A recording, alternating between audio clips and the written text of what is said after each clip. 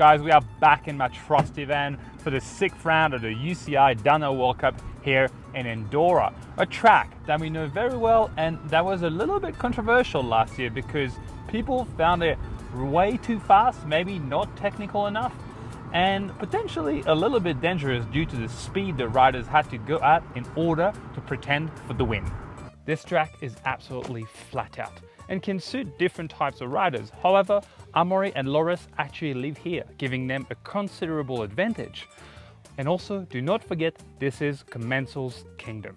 But we all know how fast the Arins, Asa, Jackson, Gwyn, and even others are on this type of track. So really, it's anyone's guess.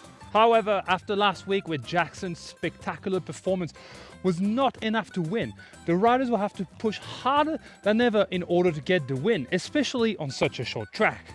You can check out my full analysis on the situation by watching the In Between the Races video from yesterday. I'm putting the link up there. Could this be an almost all Commensal podium weekend? Will Max Commensal buy champagne for everyone? Vali and Lisa are both contenders for the win, but so is Amaury, who, while he's leading the overall, hasn't won a race yet this year, and I can tell you he's definitely hungry for more. This week I'm trying a slightly different format. I'm going to pack training footage, riding interview, track analysis into one video coming out on the Friday. That way you can have all the insights on what is happening here in Andorra in one single video and understand everything about the race that's going to go down on Saturday. This project is still 100% self-funded, meaning I need to pay for food, accommodation, transport on my own to deliver you those free videos. If you are a brand that's interested in being part of the year-long narrative, please get in touch. I would love to work with you. If you're an individual that just enjoys the program, you can make a donation by clicking the link down in the description or buy one of the sweet custom t-shirts. Sorry, Max Commensal, this had to be done. Anyways, guys, without further ado, let's get into Andorra 2026 Downhill World Cup preview.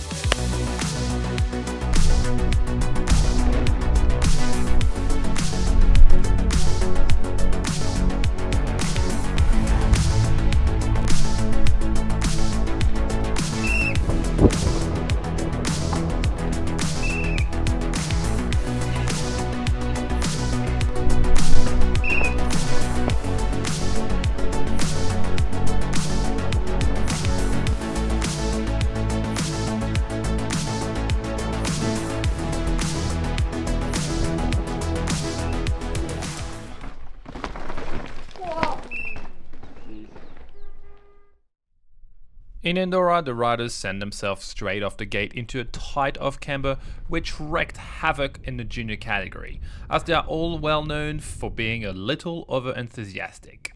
However, I expect a nice rut to bed in and this corner to become a non-event by race day. Follows the famous jump bike park section. This never disappoints, especially for the first couple of runs when the riders are ready to throw some big shapes and don't care so much about their speed and about tucking.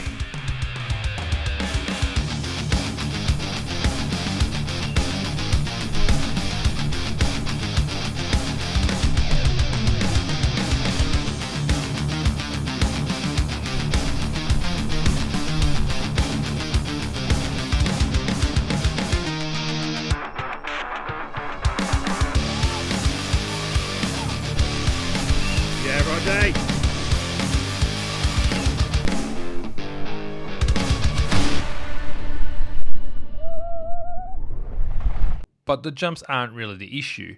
The complicated part is to negotiate those deteriorating corners that you get into at insane speed, meaning very little margin for error, and most of those corners can be taken inside or outside. A lot of choices to make. It seems silly to overthink about hitting a bike park berm for a pro rider. However, those are deteriorating quickly and you can't always rely on them to hold you, especially when you get towards finals and the track has been ridden non-stop by a few hundred savages for days on end. The track is really loose, so you need to be on the line where you have a lot of support, otherwise you just slide the front wheel and just surfing more than going fast. And yeah, it's quite tricky here. There's a lot of speed and the braking is hard, so we just check if you have an easy option, let's say.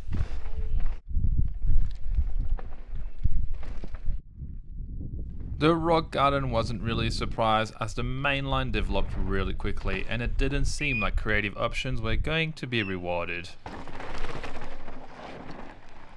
So we're at the end of this first section, and to be completely honest with you, there's not really much to it.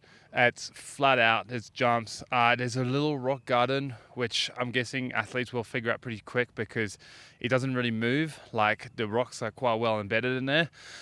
You can't win the race on this rock garden, but you can definitely lose it. The rock's actually quite like far out, so if you clip a pedal, you slide out there, oof, it's not good at all. We've seen a few crashes today.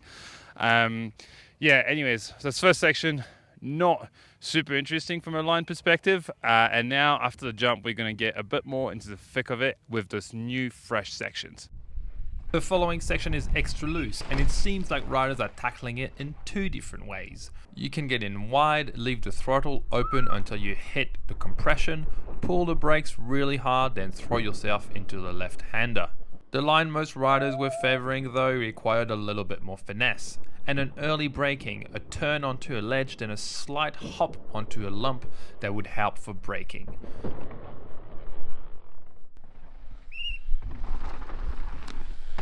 You can do all this section right, but be careful not to blow the very loose last right-hander.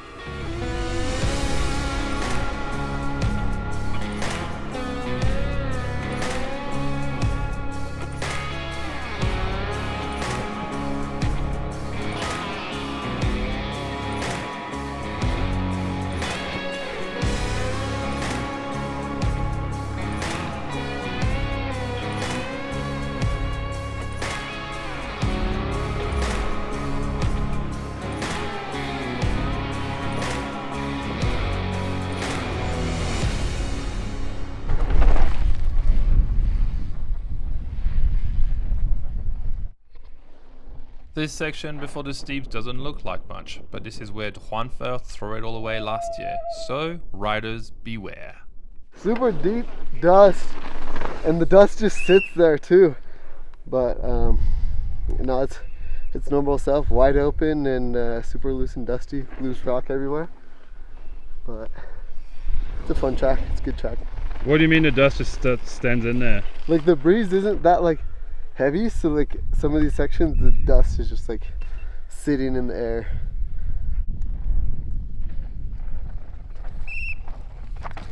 Yeah, my riders kind of let me know they need more eyes on the top section than lower down. I would say there's more options and things that's happening kind of in the top half of this track. It's unbelievably dry. Like I've seen very little tracks this dry in my life. So the bikes move a lot, you know, and this track's kind of mostly one line, I would say, so your physical speed's very important, but when the bike gets unsettled, it's hard to keep that speed up. So I think that'll be the challenge for the riders at this race. The fresh off-camber section also quickly turned into a one-line game, a nice rut forming down the bottom in order to catch the riders and allowing them to get out with some speed.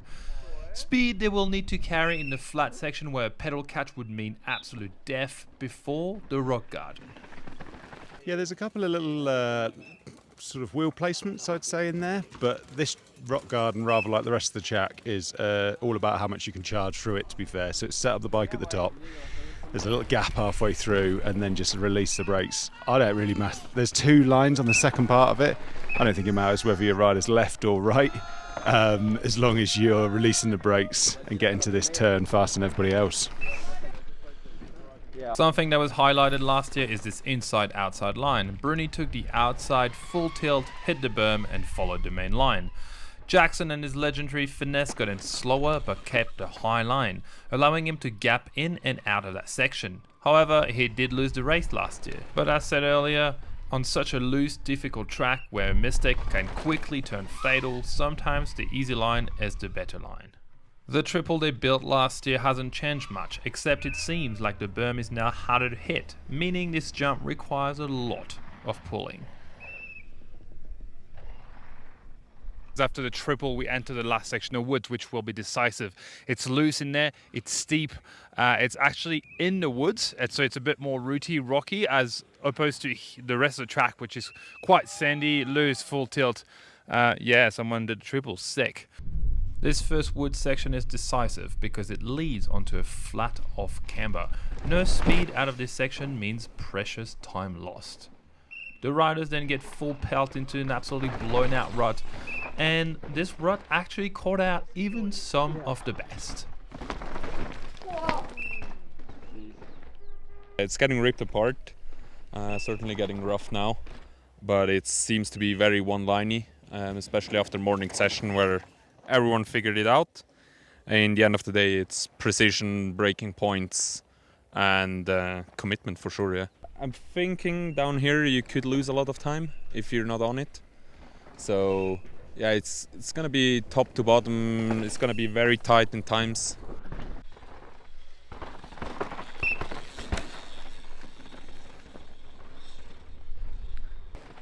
Riders then get onto a sketchy gap with a flat landing, then highline into the last section before the finish ball. But do not relax before you've crossed the finish line, because the very last flat corner is slippery and can send you towards the tree for an unwanted kiss.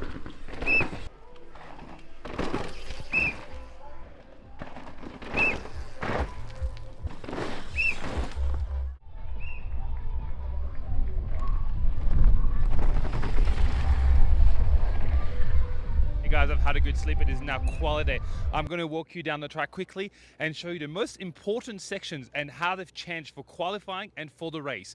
Some of the lines that we've talked about may have completely blown out, and some new lines have probably opened. So we're going to go and check that out now, so you have a good idea of what the track is going to look like just before finals.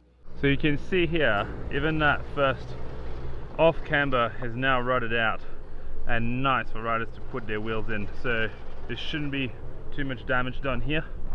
However, it's a rut. It's quite flat with some rocks, so not really sure how that's going to go. Look like they've gone overnight and kind of rake slash packed in some of the turns, which is actually quite impressive, but don't know how long this is going to last. Probably not very long would be my guess. Grooming the track between practice and quali. I don't know, it's kind of like this probably didn't need it, like this section right here. It's just making it a bit easier and I guess actually nicer to ride. But there are certain sections that either become dangerous or actually don't really work anymore. So there needs to be, like, you're just trying to strike that balance between safety and making it more polished. And I think everyone's going to have a different opinion on it. So as nice as this is to ride, if I was on holidays, I think for World Cup racing, they could have left all this upper section just the way it was and just see how bad it gets. But say that turn before the triple down below, that becomes so bad that you can't really hit the gap. So I think there's a mixture, and maybe everyone has a different opinion on that. But I would say, yeah, so far they're a bit too nice to the riders. And also, I guess going the other way, see, there was an inside line here yesterday, and it's not there. They've rid on the corner, but that rut that had developed on the inside is not there.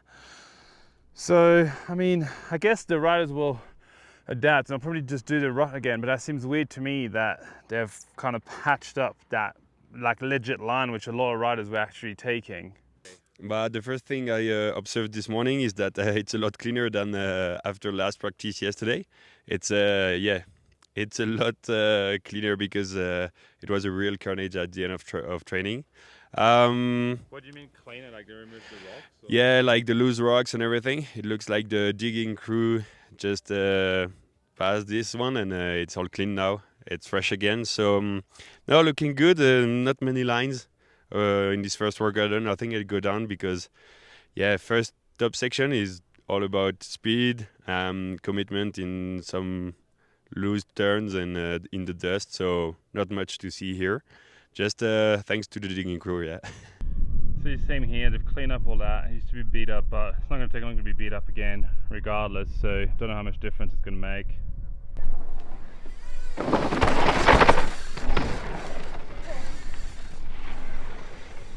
Case in point, it's already cooked. A flat section shouldn't be too much of an issue. See, the rut actually developed to corner in, so it's actually better than just flat. They haven't cleaned that up, so it's actually okay. I guess the rut just leads you straight into that second corner.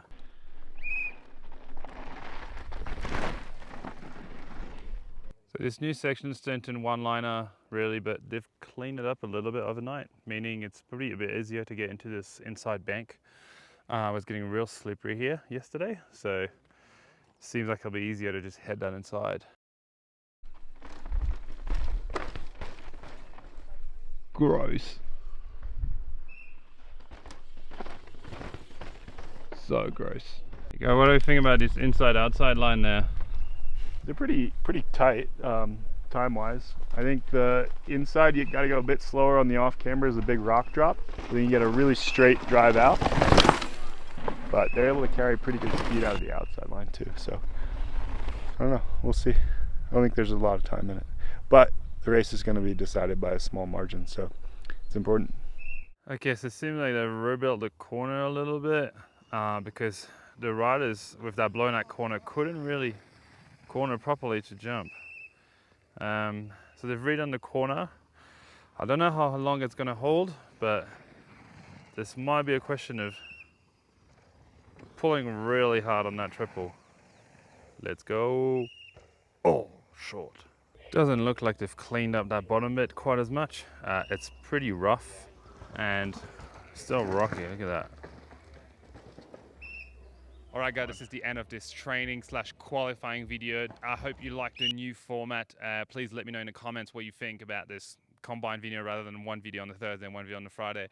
My prediction for this weekend, I think for the men, we're going to be looking at Troy. Troy looked very quick, very fast, and very consistent as he always is. And Amaury is obviously real hungry. He knows the track, and one of the guys that can actually pin without thinking too hard.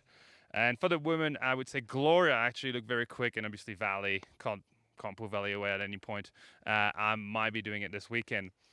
Anyways, I hope you've enjoyed the content this week. There's a bit of a break. I will see you for the next World Cup in Léger. And don't forget to tune in for the Average Rider versus World Cup Trap that will come out on Sunday. See you guys later. Thanks for watching. And feel free to leave a comment, follow, and see you later.